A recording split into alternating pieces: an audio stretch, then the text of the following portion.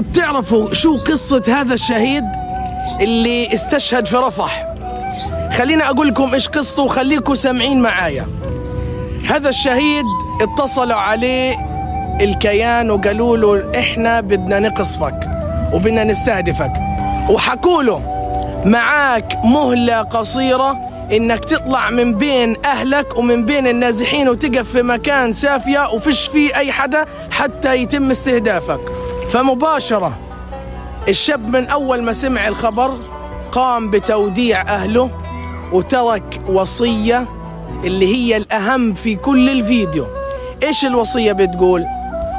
حكى لأهله إنه إن شاء الله إذا استهدفت وإذا استشهدت ادعوا لي بالرحمة وخلوا الكل يسامحني ويدعي لي بالرحمة. تمام يا إخوان؟ فراح الشهيد على منطقة منعزلة وتم استهدافه.